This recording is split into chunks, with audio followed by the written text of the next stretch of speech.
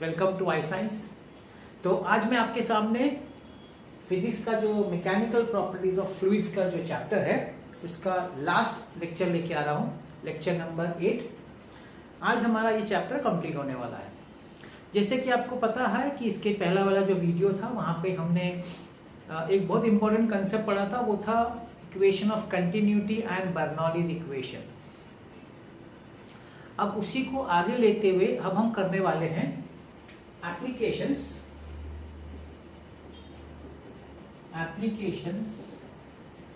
of Bernoulli's equation।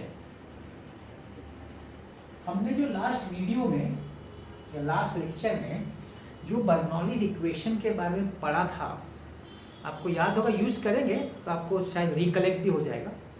तो उसके कुछ एप्लीकेशंस हैं। जैसे फॉर एग्जांपल, कभी आपने सोचा है कि जो हमारा एरोप्लेन है वो रनवे पे पहले दौड़ता है फिर टेक ऑफ करता है, इसके पीछे बर्नौलीज इक्वेशन है। बड़ा सिंपल है। फिर हमारा फैन जो घूमता है, जो ब्लेड है, उस पर भी बर्नौलीज इक्वेशन यूज होता है। फिर आपको पता होगा वो इस स्प्रे होता है, सेंट का स्प्रे, फिर इंसेक्ट स्प्रे जो हम लोग जो पेस्टिसाइड यूज़ करते हैं स्प्रे करने के लिए, या पेंट स्प्रे होता है जो स्प्रे करने के लिए जो होता है, जिसको हम लोग एटमाइजर बोलते हैं। वहाँ भी हम देखेंगे कि वहाँ भी ये यूज़ होता है, बर्नौलीज का इक्वेशन या उसका प्रिंसिपल यूज़ होता है। कई बार गाँव में जहाँ पे झोपड़ी होती है ना, थैच रूफ ना बाम्बू की, ऐसे ऐसे इस तरह के जो रूफ्स होते हैं गाँव में, तो वहाँ पे जब बहुत जोरदार विंड ब्लो होता है, हवा आती है, तो ऊपर का छपरा उड़ जाता है। बहुत बार सिटी में भी होता है जहाँ पे वो ताल पत्री या फिर ऐसा कुछ छपरा होता है तो उड़ जाता है कि नहीं। तो ये सब जो फेनोमेना देखने को मिलता है, ये सब जो है हमारा बर्नौलीज इक्वेशन पर ही एप्लीकेबल है। तो इसलिए बर्नौली ने जो हमको दिया है ना, वो काफ़ी जगह हम देखेंगे कि उसका बहुत एप्लीकेशंस है। तो चलिए चालू करते हैं। पहला एप्लीकेशन है स्पीड ऑफ एफ्लक्स। पहला एप्लीकेशन। अब ये स्पीड ऑफ एफ्लक्स क्या है? इसके लिए मैं ले रहा हूं एक टैंक कंसीडर कर रहा हूं मैं, जिसमें एक फ्लूइड है। अब वो कोई भी फ्लूइड हो सकता है, वाटर या कोई भी फ्लूइड। तो ये टैंक है जिसमें एक फ्लूइड है। अब इस टैंक में यहाँ पे फ्लूइड भरा हुआ, जैसे मैंने बोला लिक्विड या फ्लूइड व्हाटएवर यहाँ पे भरा हुआ है। तो ये मैं आपको डॉटेड दिखा रहा हूँ। ये इनलेट है और ये आउटलेट है, ठीक है। ये जो आउटलेट है ना, आउटलेट, इसको हम लोग ऑरिफिस बोलते हैं, ऑरिफिस। यहाँ पे इनलेट है, यहाँ से आ रहा है फ्लूइड और यहाँ से निकल रहा है। एफ्लक्स का मतलब होता है आउटलेट से जिस स्पीड से फ्लूइड निकलता है उसको बोलते हैं एफ्लक्स।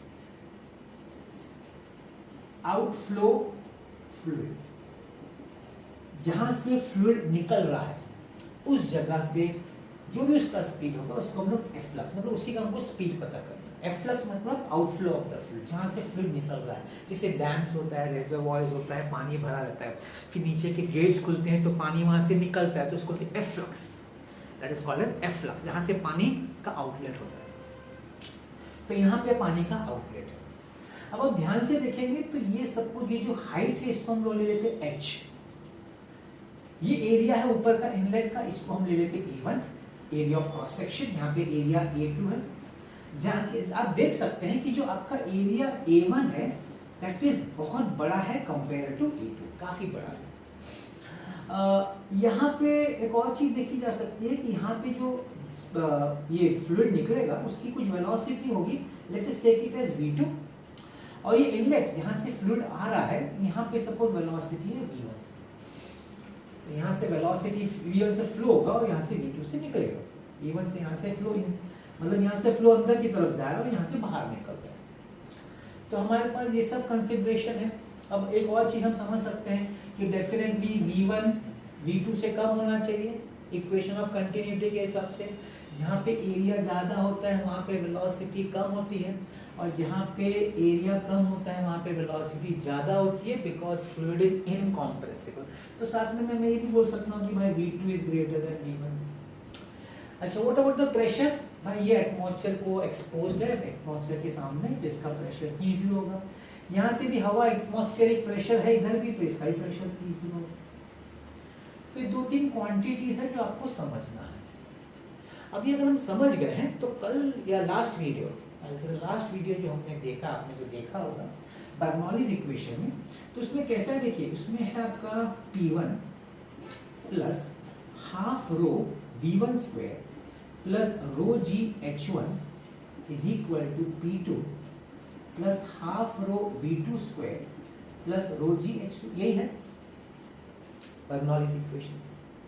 अभी ये दोनों तो सेम है, P0 चाहिए तो मैं लिख देता हूँ, P0 plus half row is the density, ये जो फ्लूइड की जो भी डेंसिटी होगी वो रो V1 square plus rho GH, इसका जो इनलेट का जो हाइट है वो H है, is equal to P0 plus half rho V2 square, और यहाँ मैं 0 लिखूंगा क्योंकि ऑलरेडी ये ग्राउंड लेवल पे, इसके लिए कोई हाइट है ही नहीं, this is the ground level, तो यहाँ पे कोई हाइट नहीं है, तो H2 0, हम P0 भी कट कर देते हैं।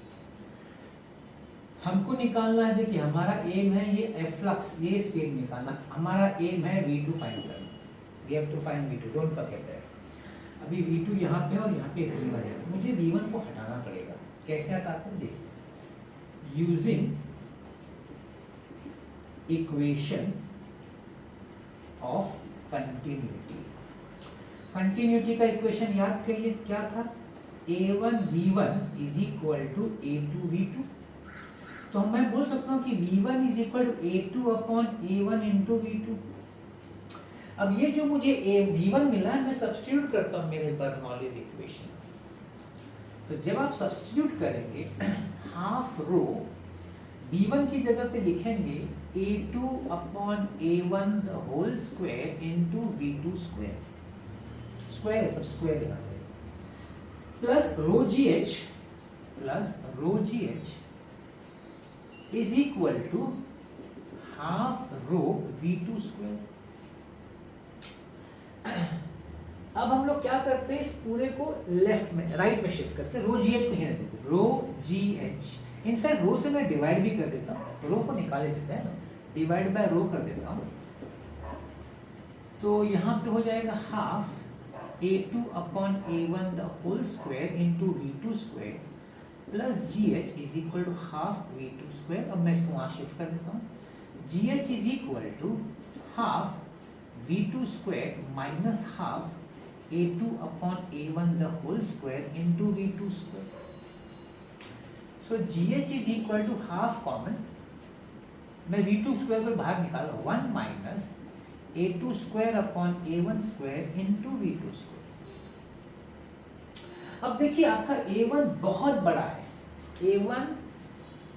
A1 is very large compared to A2, मतलब A2 negligible, बहुत ही छोटा वैल्यू है कंपेयर टू दिस, उसका स्क्वायर तो और भी छोटा हो जाएगा।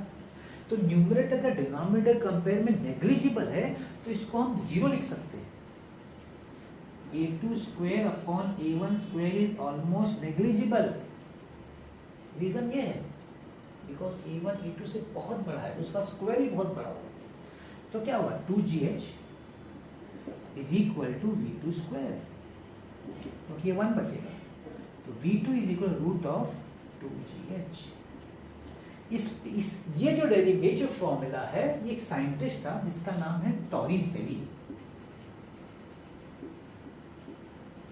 इसको हम लोग टॉरिसेलीज लॉ भी बोलते हैं, because he was the one जिसने फॉर्मूला डिराइव किया है। इसी को बोलते हैं स्पीड ऑफ एफ्लक्स।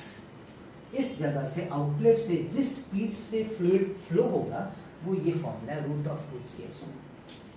अगर आप इसको ध्यान से देखेंगे तो आपको कुछ याद आएगा। क्या याद आएगा पता है, अगर आप एक बॉडी लेते हैं और उसको ऊपर हाइट से रिलीज करते हैं, तो उसकी फाइनल वेलोसिटी क्या होगी। अब बॉडी फ्रीली फॉलिंग बॉडी, उसका इनिशियल वेलोसिटी 0 होता है, पता है, u0 होता है अगर आप रिलीज करेंगे तो। अगर आप निकालेंगे उसका v ना, तो आपको ये फॉर्मूला आएगा, रूट ऑफ 2GH। सो इससे क्या, टॉरिस ने क्या बोला है कि जो फ्लूइड एफ्लक्स हो रहा है उसकी जो वेलोसिटी है it is nothing but as it is similar to that of a freely falling body. एक फ्रीली फॉलिंग बॉडी का जो वेलोसिटी का फॉर्मूला है वही फॉर्मूला है for the speed of efflux of a fluid. ठीक है, ये आपका पहला एप्लीकेशन है, speed of efflux. I hope you understood, इसमें कुछ ऐसा डिफिकल्टी तो है नहीं। That was the first application. अब मैं जाता हूं सेकेंड एप्लीकेशन। सेकेंड एप्लीकेशन का नाम है वेंचुरी ट्यूब। वेंचुरी ट्यूब, अब ये वेंचुरी ट्यूब जो है उसका क्या काम है? वेंचुरी ट्यूब का काम है to find the velocity of fluid flowing in a tube. कोई भी पाइप होगा, कोई भी ट्यूब होगा जिसमें से आपका फ्लूइड फ्लो हो रहा है, तो वेंचुरी ट्यूब की मदद से आप उस फ्लूइड का स्पीड पता कर सकते हैं। Venturi tube. अब ये कुछ इस तरह से होता है।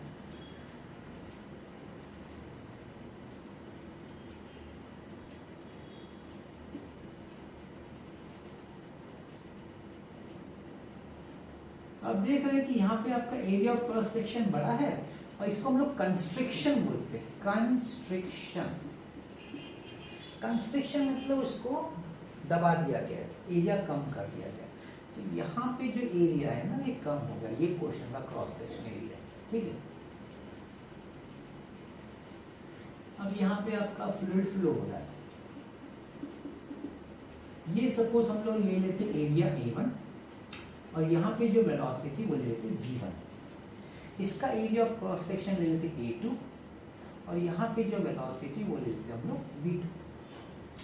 अब एरिया बड़ा है A1, V2 का छोटा है, तो सॉरी A2 छोटा है, तो डेफिनेटली इक्वेशन ऑफ कंटिन्यूटी क्या बोलेगा कि सर V1 का मतलब A1 अगर A2 से बड़ा है तो V1 V2 से छोटा होना चाहिए। ये हमारा इक्वेशन ऑफ कंटिन्यूटी है। ठीक है, अब हम लोग और एक चीज़ क्या करते हैं, हम लोग यहाँ पे दो पाइप इंसर्ट करते हैं, ट्यूब इंसर्ट करते हैं। इन दोनों रीजन का सपोज ये एक पॉइंट है P1 और यहाँ पे एक पॉइंट है P2। हम जानना चाहते हैं कि दोनों के बीच में मतलब दोनों का प्रेशर डिफरेंस बताएगा, प्रेशर डिफरेंस। तो आपको पता है जहाँ पे वेलोसिटी कम होती है, बर्नौली ने क्या बोला था प्रेशर के बारे में? बर्नौली ने बोला जहाँ पे वेलोसिटी कम होती है ना वहाँ पे प्रेशर ज़्यादा होता है, और जहाँ पे वेलोसिटी ज़्यादा होती है वहाँ पे प्रेशर कम होता है। तो हम लोग अज्यूम कर लेते हैं कि सपोज यहाँ पे पानी का प्रेशर, फ्लूइड जो भी फ्लूइड का प्रेशर ज़्यादा है और यहाँ पे इधर कुछ यहाँ तक होगा कुछ नीचे। तो इससे क्या हो जाता है, इसमें डिफरेंस क्रिएट हो जाता है, हाइट का difference, difference in the pressure. So that is difference in the pressure level. तो ये प्रेशर डिफरेंस आपको बताएगा कि ये दोनों रीजन के बीच का प्रेशर डिफरेंस। जैसे मैंने कहा इसका मेन एम क्या है, आपको V1 या V2 को कुछ डिफाइन करना है तो आप फाइन कर सकते हैं इसकी मदद से। अब देखिए कैसे इसको करते हैं, इसका डेरिवेशन है, इसका फॉर्मूला। अब पहली बात तो ये है कि P1 P2 जो दो पॉइंट्स हैं एक ही हॉरिजॉन्टल लेवल पे। Now since they are the same horizontal level, तो हाइट डिफरेंस है ही नहीं, वो पार्ट मत लिखिए आप। किसमें? बर्नौलीज में। बर्नौलीज इक्वेशन क्या लिखेंगे देखिए, P1 minus P2 is equal to, अब यहाँ कंफ्यूजन न हो जाए तो मैं नाम बदल देता हूँ, नहीं तो P1 ये P1 P2 प्रेशर है तो यहाँ मैं कुछ और लिख देता हूँ, यहाँ मैं M पॉइंट लिख देते हैं M। ठीक है, तो डिफरेंस इन प्रेशर है दीज टू पॉइंट। हम जानते हैं कि P1 ज्यादा होगा, याद है ना, इसलिए P1 पहले लिखा माइनस P2। तो याद करिए क्या फॉर्मूला था अपना P1 माइनस P2 का formula, P1 minus P2 is equal to, या प्लस भी लिख सकते हैं हम लोग, P1 minus P2 plus half rho V2 square minus V1 square plus half rho GH2 minus H1 is equal to 0। ये हमारा बेसिक फॉर्मूला है। ऐसा भी हो इसके पहले वाला था, हम कोई भी तरीके से लिख सकते हैं। यहाँ पे डिफरेंस इन प्रेशर है तो मैंने इस फॉर्म में लिखा। अब ये पार्ट तो हम लिख सकते हैं इसको 0। क्यों भाई 0? क्योंकि इनका हॉरिजॉन्टल लेवल है, लेवल डिफरेंस ही नहीं है, दोनों रीजन में लेवल डिफरेंस है नहीं, तो 0 हो गया। तो P1 minus P2 plus half rho V2 square minus V1 square is equal to 0। ठीक है, आगे अब प्रेशर डिफरेंस। प्रेशर डिफरेंस ये पार्ट जो है, अब देखिए फ्लूइड जब फ्लो हो रहा होगा ना, तो ये जो लेवल है ना ये कांस्टेंट हो जाएगा। एक बार ये राइज होगा, ये भी राइज होगा, ये फिक्स हो जाएगा, ये हिलेगा नहीं। जब ये हिलेगा नहीं, ये फ्लूइड हिल रहा है लेकिन ये नहीं हिलेगा, तो ये जो पाइप में अगर फ्लूइड नहीं हिल रहा है तो हम लोग जाते हैं हमारे हाइड्रोस्टैटिक्स में। हाइड्रोस्टैटिक्स जहाँ पे फ्लूइड इज एट रेस्ट, तो फ्लूइड इज एट रेस्ट में जो हाइट डिफरेंस होता है तो that gives you the pressure difference, and that pressure difference is given by P1 minus P2 is equal to H rho G। ये हमारा कहाँ से आता है? हाइड्रोस्टैटिक्स से आता है, फर्स्ट टॉपिक से। क्यों? क्योंकि यहाँ पे एक बार ये फिक्स हो गया ना, फिर ये पोर्शन का लिक्विड नहीं हिलेगा, फ्लूइड ये चलता रहेगा लेकिन ये नहीं चेंज होगा। So hydrostatics. तो हम लोग क्या कर सकते हैं, we can write that value over here also, है कि नहीं? अब यहाँ पे थोड़ा सा शायद मेरे से इधर मुझे माइनस लिखना चाहिए था, एक काम करना वापस लिखना है, यहाँ पे माइनस आना चाहिए, not plus. Let me just correct it. देखिए ऐसा है, P1 minus P2 is equal to not plus है। अगर लेफ्ट में लिखेंगे तो माइनस लिखना पड़ता, मैंने नहीं लिखा। It's okay, V2 square minus V1 square plus half rho G H2 minus H1। तो ये जीरो है, तो P1 minus P2 is equal to half rho V2 square minus V1 square plus zero. Zero मतलब क्योंकि height difference. ठीक है, अब मैंने आपको बताया कि इन दोनों के बीच में कुछ भी मोशन में नहीं है, स्टेशनरी है, तो उनका जो प्रेशर डिफरेंस होगा that will be equal to H rho G which is the difference in the height. अब ये जो H rho G मैं यहाँ पे सब्स्टिट्यूट कर इस जगह पे, हाँ, तो ये हो जाएगा H rho G is equal to half rho V2 square minus V1 square, rho rho cut गया तो यहाँ ले आओ, तो 2GH is equal to V2 square minus V1 square. ये एक रिलेशन मिल गया। अब यार रिलेशन से जो भी आपको, सपोज कोई पूछेगा V1 निकालो, अगर V1 निकालो, सपोज फाइंड V1, कोई बोलेगा फाइंड V1, तो आप क्या करेंगे? आप अपना वो यूज करेंगे, equation of continuity, A1 V1 is equal to A2 V2। अब V1 अगर निकालना है तो इसका V2 क्या हो जाएगा? A1 upon A2 into V1 is equal to V2। ये V2 का वैल्यू यहाँ डाल दीजिएगा, आपको V1 मिल जाएगा। सपोज आपको कोई बोलेगा V2 ढूंढो, फाइंड V2। अगर V2 बोलेंगे ढूंढने तो आप V1 निकालिएगा, तो यहाँ पे V1 हो जाएगा A2 upon A1 into V2, और ये जो वैल्यू है ये आप V1 में डाल दीजिएगा। मतलब इक्वेशन ऑफ कंटिन्यूटी से जो चाहिए उसके दूसरा वाला वैल्यू सब्स्टिट्यूट कर देने का इसमें, तो you can find the velocity. मतलब आप स्पीड निकाल सकते हैं at any point along the venturi tube या एनी ट्यूब।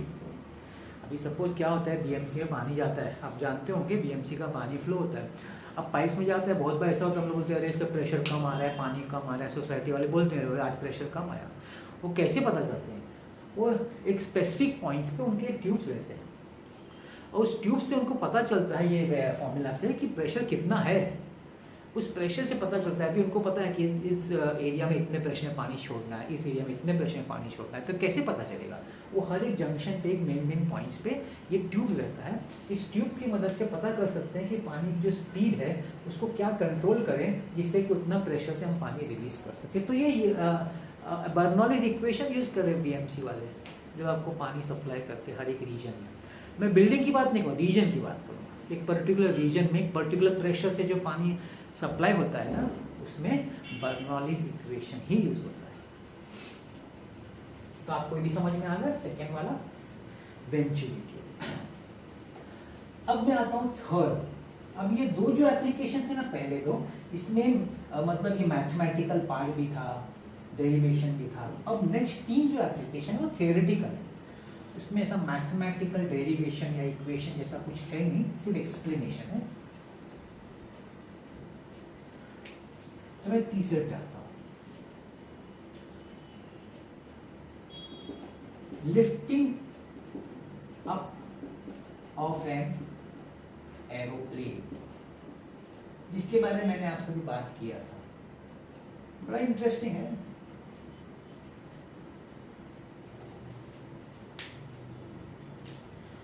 तो यहाँ पे मैं आपको ये बताने वाला हूँ कि रनवे पे जब आप लोग जो भी एरोप्लेन में गए हैं या भी देखा भी हो, तो आप जानते हैं कि पहले रनवे पे उसको भागना पड़ता है ना, और रनवे में भागने के बाद ही वो ऊपर जा पाता है।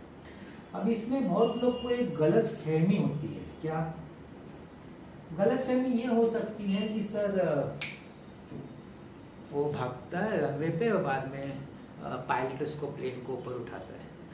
पायलट प्लेन को ऊपर नहीं उठाता, वो सिर्फ डायरेक्शन देता है, उठाता वो नहीं है। याद रखिएगा इसको, बहुत इंपॉर्टेंट चीज़ बता रहा हूँ। हमको लगता होगा पायलट उठाता है, नहीं। कौन उठाता है? एयर उठाता है। क्या एप्लीकेशन है? बर्नौली का एप्लीकेशन। अब आप समझिए कैसे। सबसे पहला, ये जो एरोप्लेन है उसके जो विंग्स होते हैं, जिसको हम लोग एरोफॉइल बोलते हैं, they are called as aerofoil. इसको एरोडायनामिक शेप बोलते हैं, एरोडायनामिक शेप। ये एक एरोडायनामिक शेप है। इसमें क्या होता है, अब आप जस्ट इमेजिन करिए आपका प्लेन रनवे पे दौड़ रहा है। जब आपका प्लेन रनवे पे दौड़ रहा है तो आपके विंग्स को ऐसा शेप दिया गया, ऐसा शेप होता है, याद रखिए ऐसा शेप। अच्छा, ये शेप आपके घर का जो फैन का ब्लेड है वो शेप नहीं है, ये भी ध्यान रखिएगा। मगर उसमें आपके घर के फैन का जो भी है ना, उसको बर्नौली से इक्वेशन होता है, लेकिन वो शेप और ये शेप अलग है, तो उसमें मत कंफ्यूज है। हाँ, जैसा प्लेन का ब्लेड का शेप है वैसा अपना घर का फैन का वैसा नहीं है। तो अब ये एरोडायनामिक शेप है इसका ब्लेड्स का। अब इसमें होता क्या है, जब आपका प्लेन रनवे पे दौड़ रहा है उस समय आपके जो एयर के जो स्ट्रीम लाइन मालूम ना सब, एयर के जो लाइंस जो फ्लो हो रहे हैं, जो आपके एयर के पूरे, आप जैसे बोल सकते हैं फ्लो ट्यूब बोल सकते हैं, या जो आपके फ्लो लाइंस बोल सकते हैं, स्ट्रीम लाइन, वो सबके सब है ना ऊपर की तरफ। शेप ऐसा है कि ऊपर की तरफ सब जमा हो जाते हैं, क्राउड हो जाता है। यहाँ पे क्राउडेड हो जाता है, यहाँ पे नीचे सीधा जाता है, यहाँ पे जैसा चल रहा है वैसा, यहाँ सब क्राउड हो जाता है। अब यहाँ पे ऊपर के रीजन में जब सब क्राउडेड हो जाता है ना एयर का पार्टिकल्स, तो उनकी स्पीड बढ़ जाती है, क्योंकि आपने सब जमा कर दिया। जैसे नैरो रीजन में अगर आप पानी या फ्लूइड को जमा कर दे तो क्या हो जाएगा, उनका स्पीड बढ़ जाएगा। तो ये शेप की वजह से सब जब क्राउडेड हो जाते हैं तो उनकी स्पीड बढ़ जाती है, तो यहाँ पे स्पीड इंक्रीज हो जाती है। टॉप में स्पीड इंक्रीजेस। अभी स्पीड इंक्रीज हो गई, तो इससे क्या होगा, इससे ये होगा कि प्रेशर डिक्रीज हो जाएगा, है कि नहीं? यहाँ प्रेशर डिक्रीज हो गया। अब यहाँ पे प्रेशर डिक्रीज हो गया क्योंकि ये बर्नौली ने पता किया था, जहाँ पे स्पीड बढ़ती है वहाँ पे प्रेशर घट जाता है। मतलब ब्लेड के ऊपर, एरोप्लेन के ब्लेड के ऊपर प्रेशर घट गया, जबकि ब्लेड के नीचे तो वही प्रेशर है, एटमॉस्फेरिक प्रेशर, वो नहीं चेंज हुआ है, इसलिए एटमॉस्फेरिक प्रेशर। मतलब ऊपर प्रेशर कम है, नीचे प्रेशर ज्यादा है। There is a pressure difference. Blade के ऊपर और ब्लेड के नीचे प्रेशर डिफरेंस हो गया है। अब ये जो प्रेशर डिफरेंस है, it will result into a force, because air क्या करेगा, air will try to now flow from higher pressure to lower pressure. ये इसको पुश करेगा ब्लेड को, इसको बोलते हैं लिफ्ट, एरोडायनामिक लिफ्ट। इसको लिफ्ट करने की कोशिश करेगा, तो कोशिश करेगा, उसका फोर्स बढ़ेगा। लेकिन स्टार्टिंग में जब ये प्लेन जा रहा है ना रनवे के स्टार्टिंग में, उसका फोर्स बढ़ेगा लेकिन ये उठा नहीं पाएगा। लेकिन वो जैसे जैसे अपना स्पीड बढ़ाता जाएगा वैसे वैसे प्रेशर घटता जाएगा। प्रेशर जितना घटता जाएगा मतलब ये मॉलिक्यूल जमा होंगे, सब क्राउडेड हो जाएंगे, प्रेशर घटेगा और धीरे धीरे अपलिफ्ट फोर्स बढ़ता जाएगा। और एक ऐसा टाइम आएगा कि वो जो अपलिफ्ट फोर्स है ना, जिसको ऊपर पुश करने की कोशिश कर रहा है, उसका इतना फोर्स हो जाएगा कि वो पूरे प्लेन को उठा लेगा, उतना उसको आ जाता है। और जैसे ही वो पायलट को रियलाइज हो गया कि वो फोर्स पहुंच गया है, तो उसी वो डायरेक्शन देता है, प्लेन टूट जाता है, वो एयर उठाता है, डायरेक्शन देता है, and the plane starts moving up. That's how it is. So this is nothing but an application of Bernoulli's equation. इसी के बेस पे आपका एक और बनता है, blowing of roofs. Blowing of roofs, घर में जो गांव में झोपड़ी होती है ना, थैच रूफ्स कैसे बने रहते घर, अभी सपोज विंड है, बहुत हाई विंड है, तूफान आ गया, हवा बहुत तेज आ गई है, अब उसमें क्या होगा ना, वही जैसे इधर होता है ना, अब यहाँ पे सब हवा जमा हो जाएगी इस जगह पे, रूफ के इस जगह पे, ठीक है, सब जमा हो गई। अब जमा हो गई तो यहाँ पे क्या होगा, स्पीड बढ़ेगा, स्पीड इंक्रीज हो जाएगा, तो ऊपर स्पीड इंक्रीज हो गया तो प्रेशर क्या हो जाएगा, प्रेशर डिक्रीज हो जाएगा। ये बर्नौली का है, प्रेशर डिक्रीज हो जाएगा। अब प्रेशर डिक्रीज हो जाएगा मगर अंदर का प्रेशर तो P0 है जैसे यहाँ था, वो तो उतना ही है, मतलब अंदर ज़्यादा प्रेशर है और बाहर का प्रेशर कम हो रहा है, कम हो रहा है, कम हो रहा है, कम हो रहा है। तो ये क्या करता है, ये लिफ्ट करना शुरू करता है, प्रेशर डिफरेंस से फोर्स अप्लाई होगा, लिफ्टिंग फोर्स, अपलिफ्ट। एक ऐसा टाइम आएगा कि ऊपर इतना कम हो जाएगा कि उतना ज़्यादा नीचे से फोर्स अप्लाई होगा कि पूरा पूरा रूफ उखड़ जाएगा और रूफ हवा में हो जाता है। तो अगेन एज आई से it is nothing but an example of Bernoulli's equation. And the last one, last पे आता हूं मैं, वर्किंग ऑफ एन एटमाइजर। अभी आपका पेंट स्प्रे है, सेंट स्प्रे है, इंसेक्ट स्प्रे है, ऐसा होता है ना पुश करने वाला, स्प्रे करने के लिए, मैं उसकी बात कर रहा हूँ।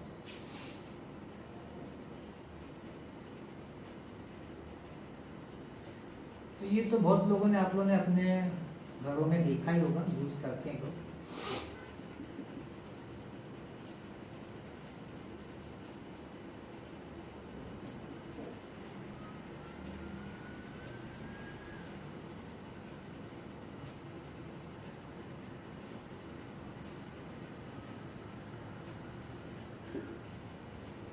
अब देखिए यहाँ पे कैसा रहता है, इस तरह का रहता है, ये थोड़ा बड़ा सा मैंने बना दिया, इस तरह का रहता है पूरा उसका कंस्ट्रक्शन। अब देखिए क्या रहता है, यहाँ पे एयर रहता है, इसको पुश करते हैं, जैसे पुश करते हैं तो सब एयर पार्टिकल क्राउड हो जाएगा। देखो बड़ा सिंपल समझना, सब में एक ही लॉजिक है, सब क्राउड हो जाएगा, स्पीड बढ़ जाएगा, स्पीड बढ़ेगा प्रेशर घटेगा, तो यहाँ पे प्रेशर डिक्रीज हो गया, इस जगह पे प्रेशर डिक्रीज। अब यहाँ प्रेशर डिक्रीज हुआ तो आपका जो फ्लूइड है इधर, जो भी वो सेंट हो कि पेंट हो कि इंसेक्टिसाइड हो, जो भी हो, उधर प्रेशर ज़्यादा है। अब सिर्फ जो प्रेशर ज़्यादा है वो यहाँ पे राइज करना शुरू करता है, because anything will always flow from low pressure to high pressure. तो हाई प्रेशर से फ्लूइड राइज करना शुरू करता है, यहाँ पहुँचता है, और सिंस उसमें से एयर निकल रहा है तो एयर के साथ वो ड्रॉपलेट मिलके हवा में स्प्रेड हो जाता है। तो हम जब मारते हैं तो वही एयर जो है छोटे छोटे ड्रॉपलेट साथ में लेके, तो ड्रॉपलेट्स निकलता है, एयर के पार्टिकल्स के साथ ड्रॉपलेट्स का स्प्रेड हो जाता है। तो इस तरीके से ये भी वही काम करता है, वेलोसिटी, प्रेशर घटाओ वेलोसिटी बढ़ाओ, जिससे कि ये इधर का प्रेशर बड़ा होगा तो राइज करेगा और वो चीज बाहर स्प्रेड हो जाएगा। तो भाई यहाँ पे हम जाके कंप्लीट करते हैं हमारा topic of mechanical properties of fluids. Fan के बारे में थोड़ा सा अगर आपको जानकारी देना चाहूँ, यहाँ दिया तो नहीं है। फैन के जो ब्लेड्स होते हैं, कभी घर पे देखिएगा, सीधे नहीं होते, थोड़े से साइडवेज में ना एंगल पे होते हैं, 10 डिग्री का एंगल पे। उसका कारण है कि जब फैन घूमता है तो जो स्ट्रीम लाइंस होते हैं ना, फैन के ऊपर रहता है कर्व, थोड़ा सा कर्व, कभी सफाई करते हुए ध्यान दीजिएगा, तो जो ऊपर से स्ट्रीम लाइन जाता है ना, वो कर्वेचर ऐसा होता है कि वो स्ट्रीम लाइन उसको टच नहीं करता ऊपर वाले ब्लेड को, जबकि नीचे वाले ब्लेड को टच करता है। नीचे वाला ब्लेड सीधा रहता है, ये कर्व रहता है। अब ऊपर वाला टच नहीं करे तो वो जो डस्ट पार्टिकल जमा होता है ना, तो ऊपर जमा ही रहता है, क्योंकि एयर उसको निकालता नहीं है, एयर उसके साथ कांटेक्ट में नहीं है, जबकि नीचे एयर कांटेक्ट में है, तो नीचे से वो डस्ट पार्टिकल। नेक्स्ट टाइम आप घर पे देखिएगा, आपका जो पंखा जब आप साफ करते हैं ना, तो एक पर्टिकुलर रीजन में ही कचरा होगा, सब जगह कचरा नहीं जमा होगा। ये भी बर्नौलीज का ही एप्लीकेशन है। तो आई होप आपको ये चैप्टर अच्छा लगा होगा। I have completed your chapter. हाँ, numericals I am going to do, तो let us first do the numericals and then will wind up the lecture. तो let's look at this sum. ये sum को देखते हैं हम लोग। आपका अनसॉल्व्ड है numerical. With what velocity does water start flowing out of an orifice. ये आपका टैंक वाला सम है, अभी अभी किया था मैंने एप्लीकेशन आपके लिए। ये वाला है टैंक वाला सम, है कि नहीं, याद करिए। तो इनिशियल गेज प्रेशर जाना पड़ेगा हाइड्रोस्टैटिक्स पे। गेज प्रेशर याद करिए, P minus P not. Gauge pressure the difference in pressure, density of water, ये वाटर की डेंसिटी दी है, बहुत बार नहीं देते, आपको याद रखना पड़ेगा भाई, बहुत बार नहीं भी देते। This is density of water, किस वेलोसिटी से फ्लो होगा, this is that is what they want to know v2। अब देखिए हमने जो यहाँ पे डेरिवेशन किया था उसमें अगर आप याद करें तो फॉर्मूला था v2 is equal to root of 2gh, है कि नहीं, ये टॉरिस लॉ है।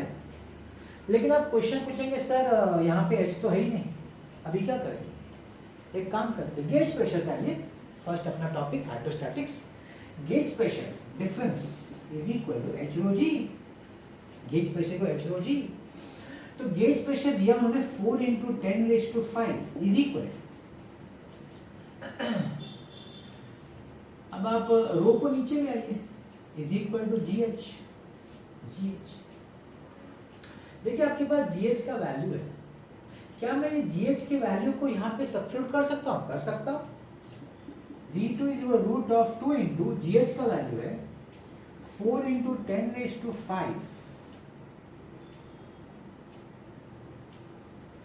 upon rho density, what is density, density is 10⁵. अब ये कटेगा तो 10⁵ बचेगा, 2 × 4 × 10⁵ 4 का रूट है 2, 100 का रूट है 10, √2, 20 √2, 20 × 1.414, तो मल्टीप्लाई करो जो भी आता है, 2 2 4 8, 2 1 2, 2 4 8, 28.28 मीटर पर second. I hope you understand, बड़ा सिंपल है, लेकिन थोड़ा सा ट्रिकी क्या था मालूम है, टॉरिस लॉ तो अप्लाई होगा लेकिन h नहीं था, तो h के लिए हमने क्या किया, हमने वो जो हमारा फर्स्ट टॉपिक है ना गेज प्रेशर का फॉर्मूला h rho g वो यूज किया, उससे हो गया। एक और सम है इंटरेस्टिंग सम, हम लोग वो भी देखेंगे।